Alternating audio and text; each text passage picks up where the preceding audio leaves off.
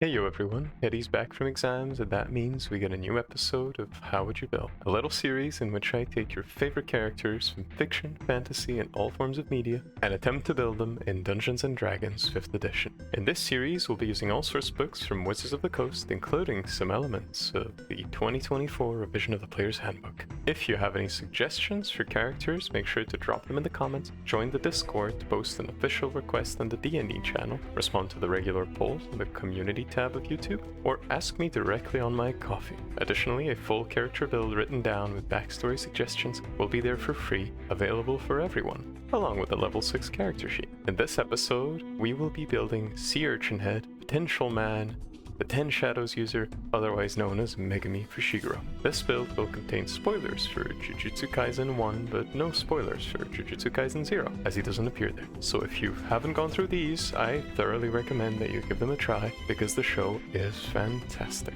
If you don't care about spoilers though, we will try our best to build this positively promising character as close as possible to the anime. That means that we want a character who is an intellectual tactician, able to assess techniques and personalities in a fight, capable of taking a beating while dashing out, and also able to throw down melee attacks with or without magic. We also want Megumi to be able to summon a variety of Shikigami, including the Divine General Mahoraga himself, which we have made before on the channel, to assist in utility or combat situations. And finally, we want Megumi's domain expansion, Chimera Shadow Garden, in which he can produce several copies of himself and several copies of his Shikigami to come to his aid. Most importantly though, this build will not be super optimized, as Megumi shows extreme potential, but is partially unfulfilled in the span of the show, and we will replicate that with his stat progression, leaving enough room for you and your version of a fulfilled Megumi to shine through with better stats or better strategies.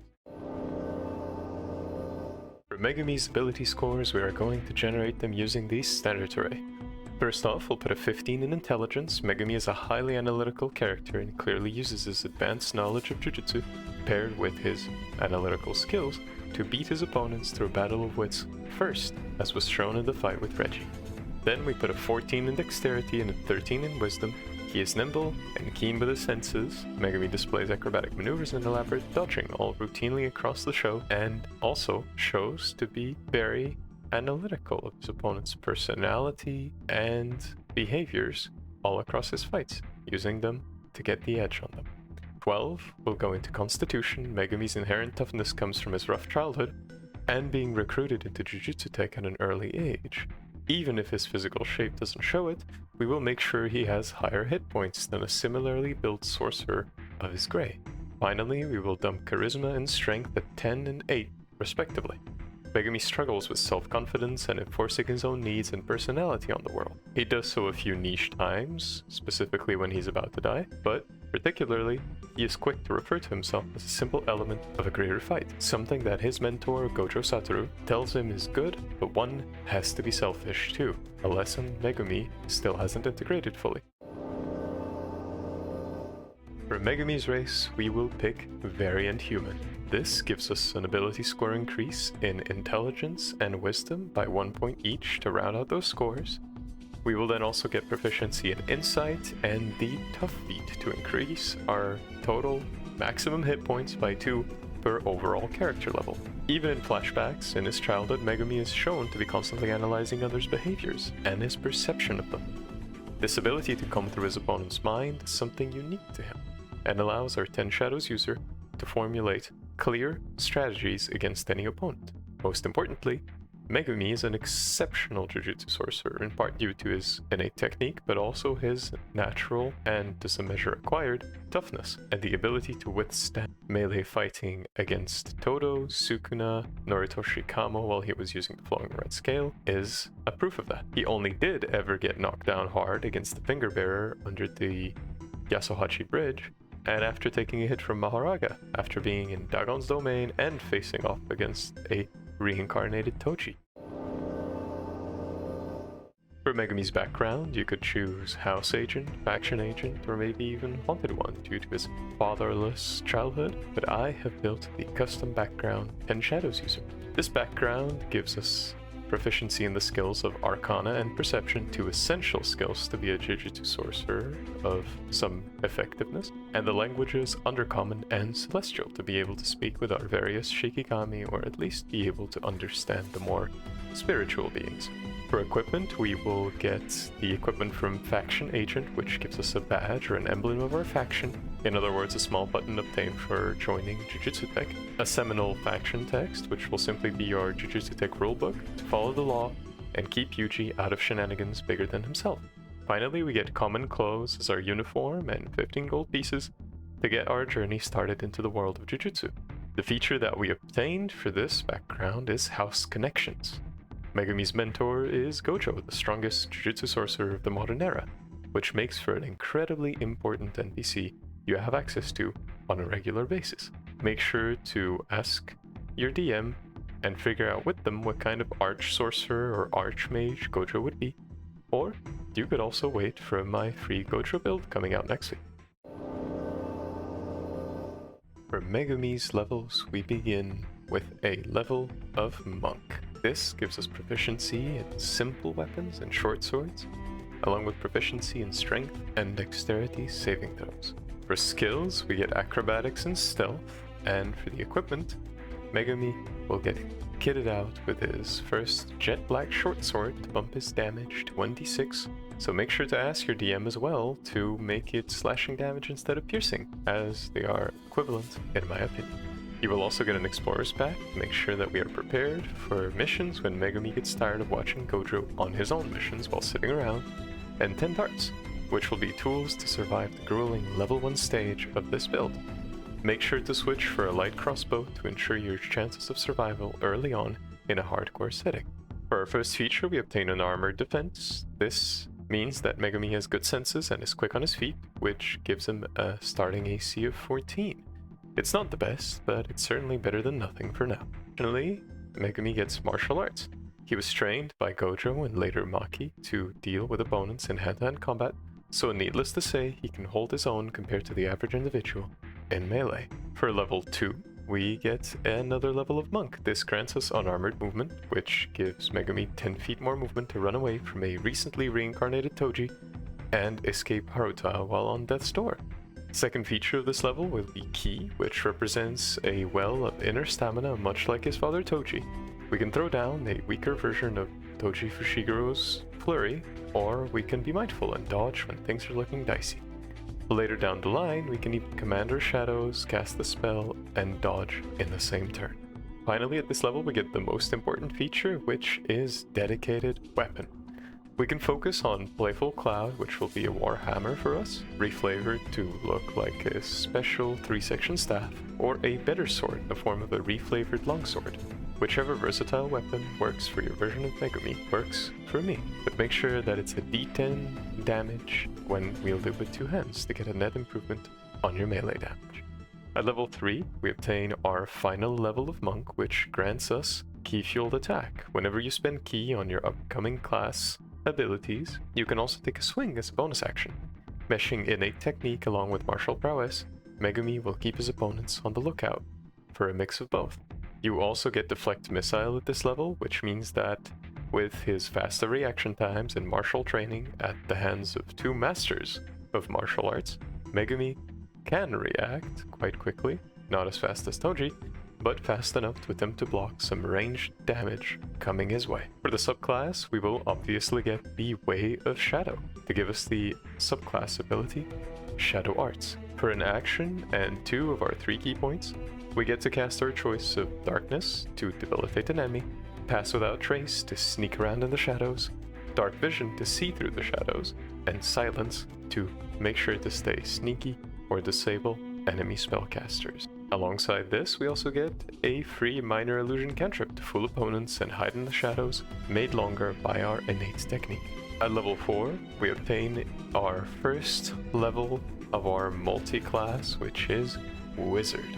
This grants us the first ability, which is Spellbooks and the ability to copy spells. Now, while Megumi does not actually have a spellbook, and his technique is described as innate, much of the spells that we need for this build are present in the Wizard, and not really another class. So, Even if his technique is innate, much of his knowledge on how to use his technique effectively is recorded within, I suppose, books in the Zenin clan. So we can treat spells as interpretations of each of his 10 shadows. Sometimes your version of Megumi might find a record of his technique from the Zenin or some other source to add to his interpretations, or maybe even come up with his own, which he will then most likely record in a journal for future use. The next ability we get is Arcane Recovery. With the deep reserve of cursed energy, Megumi can summon multiple shadows while reinforcing his body with cursed energy. All of this while fending off an opponent and suffering thundering blows from powerful foes like Sukuna. His cursed energy pool might very well become one of the highest in the show, should we ever see an adult version of Megumi. For spellcasting, we get our first 2 slots of first level, and we obtain a slew of spells, starting with the cantrips. We have Minor Illusion from the Monk, of course, but the spells we get from Wizard is Shocking Grasp, Mage Hand, and Booming Blade. Shocking Grasp allows us to summon a temporary version or manifestation of Nue to strike the opponent in melee with a shock of lightning. This allows us to simply walk out from an opponent who recently lost their reaction from being hit with Shocking Grasp, allowing us to reposition and maybe other characters like Yuji to intercept an enemy in melee. Mage Hand allows us to conjure a temporary shadowy version of the Divine Dog to play fetch, or maybe, for example, fetching a lever in another room or going into an area that is difficult to reach. Lastly, we have Booming Blade. This ability will simply be flavored as Megumi imbuing his weapon with cursed energy to deliver a magical strike of thundering force. As we level up as well, this cantrip will become more interesting than our main attack with the bonus action Monk Punch. For spells, we begin with 6 first level spells that we know. First one will be False Life, then Find Familiar, Fog Cloud, Shield, Silent Image, and Witch Bolt. To have Cursed Energy Reinforcement, we can mimic that with the temporary hit points granted to us by False Life, effectively giving us another level's worth of hit points, maybe more, as we upcast this further along the build. Find Familiar also lets us get an initial weaker interpretation of the White Divine Dog as a Fox Familiar with some ability to burrow, a weak bite, but the ability to hear with advantage on that perception check. Additionally, we can also now use Rabbit Escape with a casting of Fog Cloud, which, if you really want, you can upcast at later levels of the build to make the Fog Cloud even bigger. If there are too many enemies, or hitting, for example, a Nue melee electric strike becomes too dangerous, or maybe even useless, we can always cause a distraction with temporary Toad conjured by Silent Image as well. Another use for Silent Image is for cover. For example, interposing an illusion of yourself in front of you, so you can make it harder for the opponent to hit you for one attack, since you are technically obscured by your own illusion. Nue also, at this level, gets a sizable upgrade in the form of protecting Megumi with its wings as we cast Shield, or, for example, repeatedly inflicting lightning slams with Witch Bolt against the grappled Sukuna. And after these options, we transition into our level 5, where we take a second level of Wizard and get the School of Illusion subclass. As one can see in the show, the 10 Shadows technique takes its root from Shadow Puppet hand signs in Buddhist mythology. Conjuring illusions largely depends on the creativity and interpretations of the caster as well, lending itself quite well to Megumi's innate technique.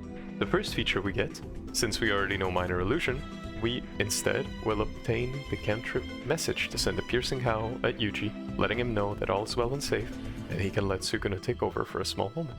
This ability, called Improved Minor Illusion, can also allow us to create an image and a sound with a simple casting of our cantrip Minor Illusion for very convincing distractions using its shadows. For spells, we gain another slot of first level, and we obtain the first level spells Featherfall and Silvery Bars. It would be kind of embarrassing to have Megumi fall off a building without being able to survive it, especially when he can have a feathered summon to protect himself and his friends using Featherfall. Silvery Barbs also represents an elaborate use of Rabbit Escape to make our opponents trip and miss a terrifying critical hit they were just about to hit. So make sure that you're not facing off against a crazy overleveled Toji, since the bonuses of that build could still guarantee a hit even with disadvantage. But at least you will not be crit, at least most of the time. For level 6, we get a 3rd level of Wizard, and this grants us cantrip formulas. We can change one of our cantrips every long rest. If you feel like there are better options, or your DM uses extra homebrew spells, make sure to switch those around to those you find a bit more flavorful for another interpretation of Megumi. At this level, we also get another slot of 1st level and 2 slots of 2nd level. At this point, we get Misty Step and Phantasmal Force for our 2nd level spells. With Misty Step, we obtain Megumi's ability to sink into the shadows and reappear somewhere else in them. Make sure to use this ability tactically and to keep your opponents from easily attacking you. Phantasmal Force also represents a first small step into creating Chimera Shadow Garden, and the ability to send a temporary version of your divine dogs to slow down an opponent, or a temporary version of your toad to swallow a target. As long as they don't disbelieve the illusion, they will be struggling to get out of it. At level 7, we get a 4th level of Wizard, which gives us an ASI. We will use that ASI and increase our dexterity by 2 to get a greater increase in AC, and also dealing more damage with the brand new magical melee weapon that Megumi can conjure in the newly acquired 2nd level spells of Shadow Blade and Mirror Image. Additionally, we also do get the cantrip of Blade Ward. While Blade Ward allows us to be shielded against physical attacks and is not a very impressive cantrip, Shadow Blade, on the other hand, lets us conjure a weapon from shadows. This is a direct improvement to the current longsword we use at 2d8 psychic damage, and we also get advantage against targets in darkness or dim light. So make sure to use this as a ranged thrown weapon if melee seems too dangerous, or if you want to reach an enemy that is too far away. Mirror Image is also another small step towards our completed domain expansion, creating several shadowy copies of Megumi to protect from those lethal hits that still go through. At level 8, we obtain a 5th level of Wizard, which grants us 3rd level spell slots, and with these, we shall get the spells Summon Shadow Spawn and Tidal Wave. Tidal Wave will be Megumi's Max Elephant, with its ability of conjuring great volumes of water to knock down opponents. Summon Shadow Spawn, on the other hand, will be the Divine Dog's Totality, particularly the Fury version with advantage against frightened opponents, or the Fear version if you need a sneakier little doggo to deliver crippling blows at advantage against an enemy. Remember that this summon is here for an hour, so enjoy the extra party member with resistance to necrotic and immunity to fear. At level 9, we obtain our 6th level of Wizard, and at this point we can go one of 2 ways in terms of our Wizard subclass feature. We can either stick by with the 2014 Player's Handbook content and get Malleable Illusions, which allows us to change an ongoing illusion into something different or make it evolve according to the situation. An enemy throws a firebolt at your toad because they think it's an illusion. Change the illusion to make it catch fire or look hurt, making it so much more convincing and allowing your opponent to be drawn into an ambush. Or you could get the 2024 subclass ability of the Illusionist, which is Phantasmal Creatures. This ability grants us the spells of Summon Beast and Summon Fae to better mimic our Divine Dogs before Totality kicked in, and Summon Fae to better also mimic the Wells Unknown Abyss Toads with the fuming options, but of course reflavored as a toad dashing around with wings. Personally, I believe this option isn't broken, it just allows for more flavorful, combat-oriented options. If you want your version of Megumi learning from Sukuna's half-manifested Divine Dogs, then feel free to use this ability, it is Teddy approved. For spellcasting, we get another slot of 3rd level, and at this level we obtain the spells Fly and Glyph of Warding. Niue gains another upgrade, as will be a recurring theme across this build. Megumi is able to use Fly with a fully manifested Niue as well, and maybe even bring friends later on when his spell slots grow in power. Glyph of Warding also enables us to use multiple effects as our technique at the same time. For example, we can store Shadow Blade and Phantasmal Force or even a 2nd Divine Dog Totality when Megumi's domain becomes available. At 10th level, we obtain a 7th level of Wizard, and this grants us the spells of Mordenkainen's Private Sanctum and Phantasmal Killer. These 2 spells allow Megumi to obtain the first version of his domain expansion, Chimera Shadow Garden. Mordenkainen's Private Sanctum also works particularly well because Megumi still hasn't mastered the domain expansion barrier, so this spell almost requires a room to be the barrier of his domain. At level 11, we get our 8th level of Wizard, and at this point we get a feat. The feat we will choose is Gift of the Metallic Dragon. Megumi gains access to Cure Wounds, which will be Round Deer, the positive energy output Shikigami that bestows both healing and negative energy nullifying abilities. Megumi most likely becomes aware of this Shikigami after being possessed by Sukuna and would likely use it as well if he can master it. Second ability we get is Protective Wings. This is another boost to Nue. Protective Wings can shield yourself or allies up to your proficiency bonus while saving spell slots. This also contributes to Megumi's large cursed energy pool by saving resources all across the fight. For spellcasting, we get another slot of 4th level, and this grants us the spells of Summon Elemental and Summon Construct. With Summon Elemental, we can now manifest the physical form of Max Elephant as an Earth Elemental and conjure it above our enemy so that this 18 Strength, 17 Constitution behemoth crushes them with its sheer weight, along with a couple slams for good measure right after. It is a stretch as well, but Tiger Funeral, the unknown Shikigami, might have the only quality of being extremely strong, so I hopped for Summon Construct with the stone version. This one ends up shoving enemies and inflicting them with its stone lethargy, reducing their speed by half and removing reactions as well, a debilitating effect on another spellcaster.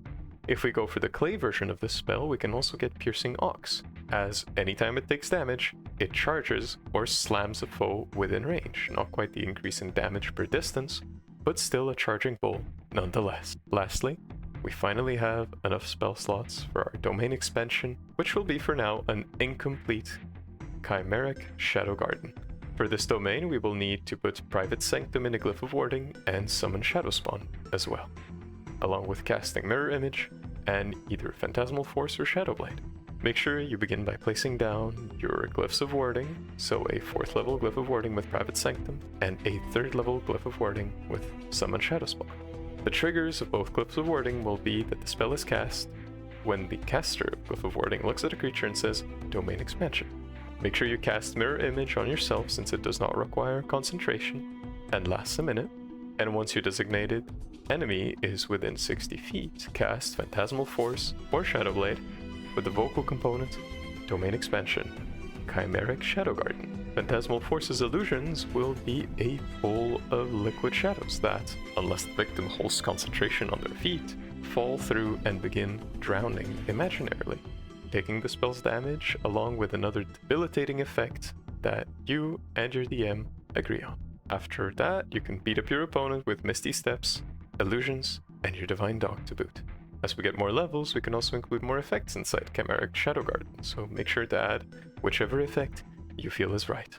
At level 12, we obtain a 9th level of Wizard, which grants us a slot of 4th level and a first slot in 5th level. At this point, we get Counterspell and Bigby's Hand. Having recently obtained Round Tier, we can now use positive energy from it to nullify cursed energy in jujutsu techniques, using a counterspell to momentarily summon it. Bigby's Hand, on the other hand, is Megumi's Great Serpent, able to grapple and crush enemies at great heights and with extreme force, but no match at all to Sukuna's powerful jujutsu.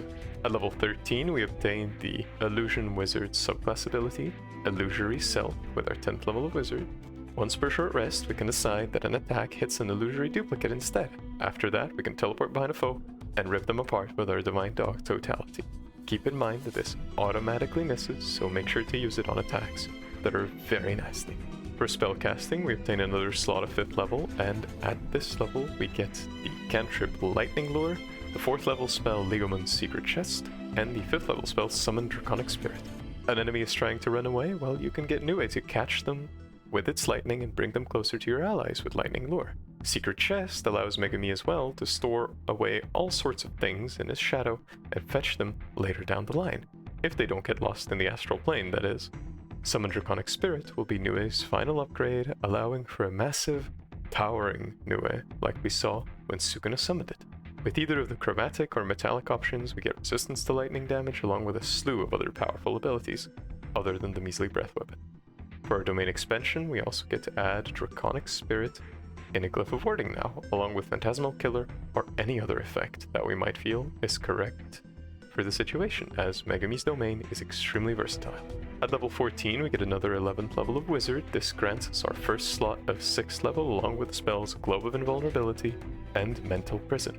Globe of Invulnerability could be used like a simple domain to counter another domain, and Megumi has shown himself capable of partially manifesting his own domain as a simple domain, even using this to create a hole in Dagon's own domain. It seems like we've said domain quite a lot of times.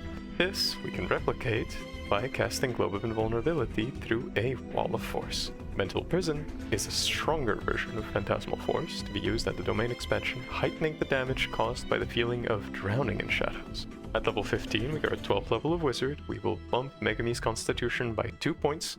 Megumi becomes more resilient than he was previously as the show goes on, but his speed and mental resilience don't particularly improve like the rest of the main cast. At this level, we obtain the ritual spell Tensor's Floating Disc and the 6th level spell Tensor's Transformation. Tensor's Floating Disc represents a toad carrying someone in their mouth, or Nue carrying up to 2 more people with Megumi, depending on the weight. If you can get the spell earlier, I recommend it, since it will be incredibly useful to also carry treasure. Tensor's Transformation is Megumi's increased battle prowess when he gets into the Culling Games, summoning various shadow clones of himself who provide the force damage behind each blow, along with the temporary hit points that this spell gets. This also grants us an additional attack, which you can flavor as coming from one of the clones, and advantage to all of them, as the enemy is quite confused between which attack is real and which attack is not. At level 16, we obtain a 13th level of Wizard, which grants us 7 level spells, and we get the 2 spells of Finger of Death and Mirage Arcane. Finger of Death would be my interpretation of Megumi's sure hit effect on his complete domain. According to a popular theory, Megumi's ancestor is the daughter of Taira no Masakado, one of the 3 great vengeful spirits of Japan, and very likely to be the divine general Mahoraga, as we covered in that specific video. That daughter was a witch named Takayasha Hime, who used toad magic and summoned yokai, snakes, and even castle-sized Gashadokuro, a skeleton spirit of famine and disease from the shadows. This spell would embody the skeleton slamming down the very shadows on the enemy, crushing them within it. Making sure to incorporate this ability into our domain expansion as a sort of final blow will be a very flavorful way to conclude the onslaught of Shikigami. Mirage Arcane represents Megumi's possible ability to throw down a veil over an area, but also to possibly expand his domain further. This is all just theory crafting though, so your interpretations are as valid as mine. At level 17, we obtain a 14th level of Wizard. At this point, I recommend going with the 2024 Player's Handbook interpretation of Illusory Reality. This lets us make an illusion temporarily real. It cannot deal damage, but one can be creative with how real illusions interact with the environment. For spell casting, we obtain a few more spells at this level. We get the spell Mislead at 5th level, and the 7th level spell Etherealness. Mislead is the signature Megumi ability to summon a perfect duplicate of himself and sneak towards the enemy while invisible, readying a surprise strike. Megumi can also change the visual aspects of the illusion on the fly to fool enemies into thinking the illusion is very real. Etherealness represents Megumi being able to dive into the shadows, emerging wherever he wishes while staying somewhat aware of the world around himself. And now for level 18, we get a 15th level of Wizard, which grants us 8th level spells, and the 2 we shall pick are Maze and Demiplane. Expanding on a possibly adult Megumi, or one who has realized at least parts of their potential, Maze and Demiplane both turn Megumi's domain expansion and shadows into a very real place. One can be sent there and even enter it as Megumi's command. We are in the realm of pure speculation, but I believe that this is not too far-fetched. At level 19, we obtain a 16th level of Wizard. This increases our wisdom by 2 and grants us 2 more spells, which we will grab Hold Monster and Far Step. Hold Monster allows us to take a book from Sukuna's handling of the 10 Shadows technique and manifest shadowy, half-real Shikigami to grapple onto a foe, so that Megumi or an ally can deliver a devastating blow onto them. Far Step is a more sustained form of Megumi's teleportation through his shadows, which he can repeat at a much, much lesser cost. And finally, at level 20, Megumi gets his final level of Wizard and obtains 9th level spell slots. For these final spells, we obtain Weird, which allows Megumi to manifest within his domain the form of Gashadokuro, the castle-sized skeleton yokai, as a manifestation of pure, implacable dread, before hitting his foes with a sure hit of Finger of Death, as Gashadokuro crushes a foe with the shadows themselves. Don't forget that you can make your skeleton very real and also change and move in a way that you like with your illusionist class abilities if you go the 2014 route. But now we get to summon the Divine General Mahoraga. Using the spell Gate, we can conjure this entity by speaking its true name, Divergent Scylla, 8-handled sword, Divine General Mahoraga. Simply saying his name and asking your DM to summon, as per the spell, the entity of the same name that we have built on the channel before. Depending on if you have beaten Mahoraga or not, it will either slap you across the room or aid you in fighting a particular foe. Now for the pros and cons of Megumi's build. For the pros, we have illusions that can apply both to roleplay and combat, which makes Megumi an incredibly versatile full caster with incredibly good survivability, combining his illusions, his good AC boosting spells, and the overall general trickery that we can get to.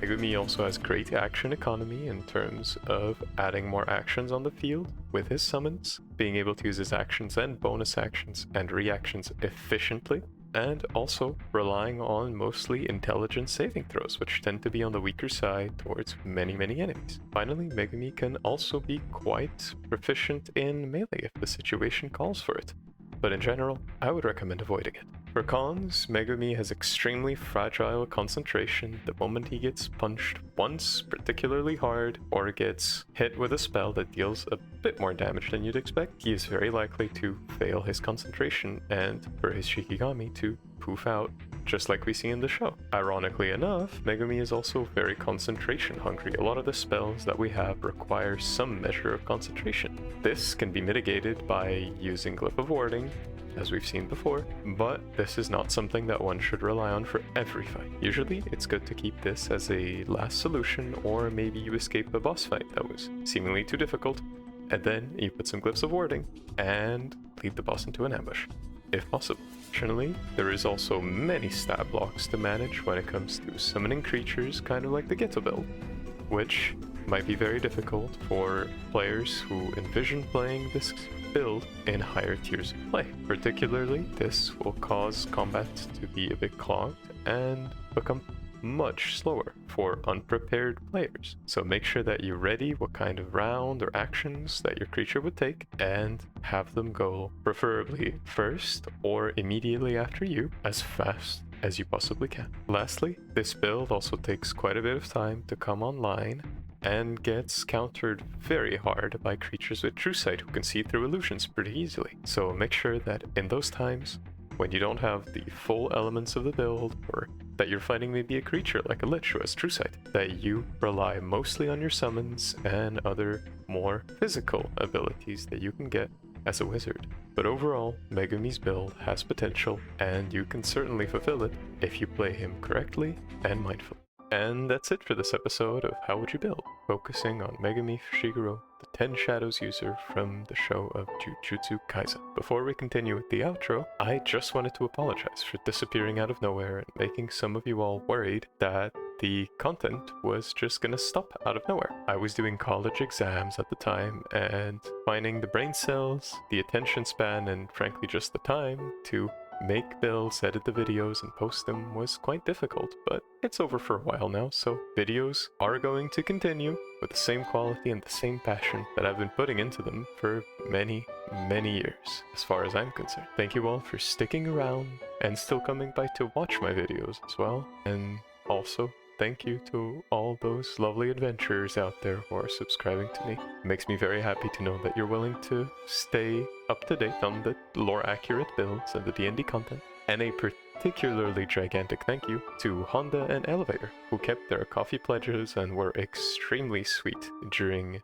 this time of college exams for me. Nonetheless, I hope that you have all enjoyed it and that you agree with me on some of these build decisions. If you have different opinions, or if you prefer to build Megumi as, for example, a sorcerer with a homebrew access to some of the summoning spells, or maybe a specific kind of cleric with very specific hand gestures and rituals, you can totally do that as well. Feel free to drop your character suggestions using either the 2024 or the 2014 rule set down in the comments. You could also do a little subscribble if you want to see more of these builds, because that is the best way tell me that you want to see more of these lore accurate D&D builds from me, and I will be seeing you all very, very soon for the Gojo build next week, or maybe even on the Discord, or perhaps my coffee. Be well, stay warm or cool, and see you all very soon. Bye bye.